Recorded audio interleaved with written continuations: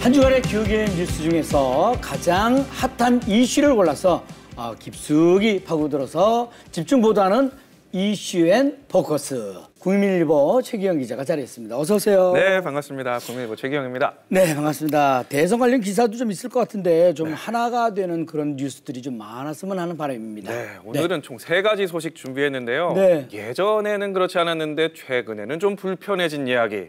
반대로 예전에는 제 개인적으로는 나누기 불편했는데 요즘에는 스스럼 없이 이야기 나누는 주제, 이렇게 2개 준비했고요. 또 네네. 미래를 준비하는 소식까지 3가지 준비했습니다. 궁금하시죠? 네. 기대됩니다. 네.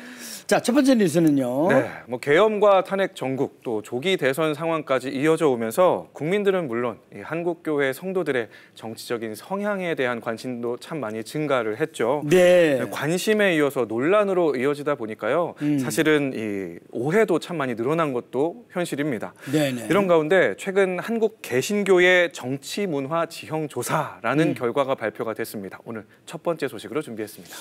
사실 말이죠. 정치라는 게 우리하고 뗄래야 뗄 수 없는 그런 이슈잖아요. 맞습니다. 네. 말씀하신 개신교의 정치문화 지형조사에서 성도들의 성향이 어떻게 나왔는지 또 궁금합니다. 네, 목회데이터 연구소가 대통령 탄핵 이후인 4월 8일부터 25일까지 전국에 있는 개신교인 1000명, 또 목회자 500명을 대상으로 온라인 설문조사를 진행을 했습니다. 네. 결론부터 말씀드리면요. 실제 성도들의 정치 성향은 중도가 가장 많은 것으로 조사됐습니다. 네네. 12.3 비상계엄, 또 대통령 탄핵과 관련된 이 정치 현안에 대한 인식도 극단적인 현상과는 좀 거리가 있었고요. 네. 교회가 거리로 나서는 일에 대해서도 부정적인 반응이 우세한 것으로 나타났습니다. 네네. 이 극단적인 성향이 적다는 것은 그래도 다행인 것 같다는 생각이 드는데 네.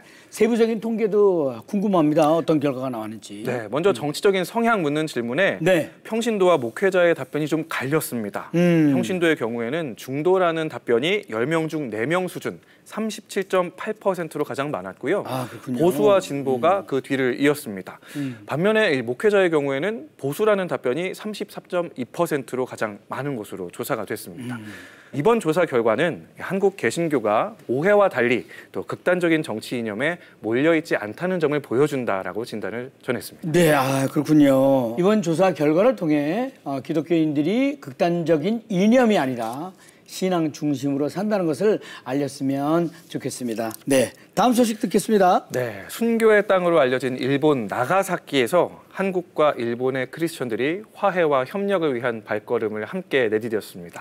예. 한일 국교 정상화, 올해가 60주년인데 네. 이를 맞아서 제5회 한일 문화교류회 현장이 펼쳐졌거든요. 오늘 2번째 소식으로 준비했습니다. 네, 일본 하면은 가깝고도 먼 나라라는 그 표현을 많이 하는데 맞아요. 그 말이 익숙할 만큼 우리나라 사람들에게는 거리감이 좀 있는데 그런 양국의 크리스천들이 화해와 협력을 함께 외쳤다고 하니까 기대가 됩니다. 네, 어떻게 진행이 됐습니까? 네, 한일 문화교류회라는 행사, 올해 창립 20주년을 맞은 한일 문화연합선교회가 진행하는 행사인데요. 네.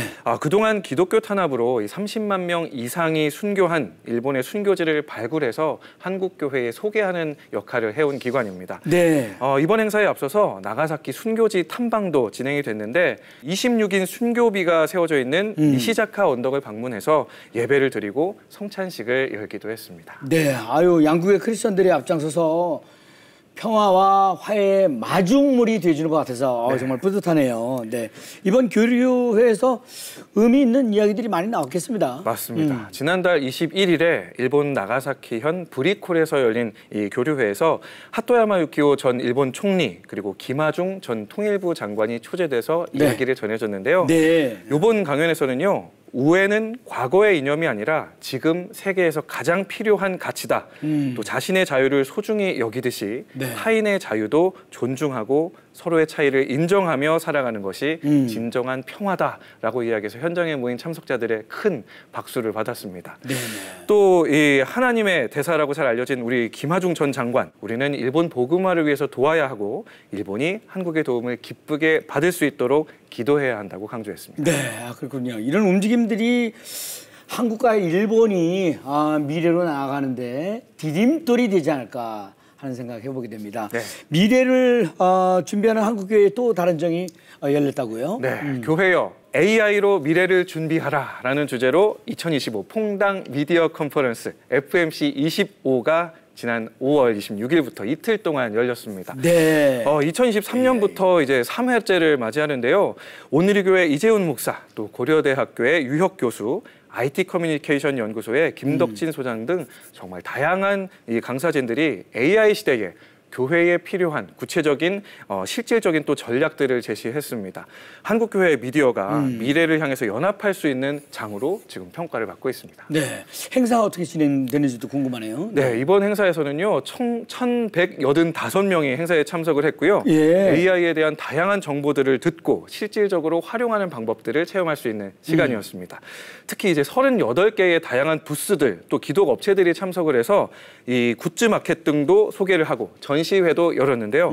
이렇게 뜨거운 호응을 얻다 보니까 더 다음이 기대되는 행사로 참가자들의 반응이 있더라고요. 네네. 이번 기회를 통해서 한국교회가 이 미디어를 통해서 더 연합할 수 있는 장이 됐으면 좋겠습니다. 네.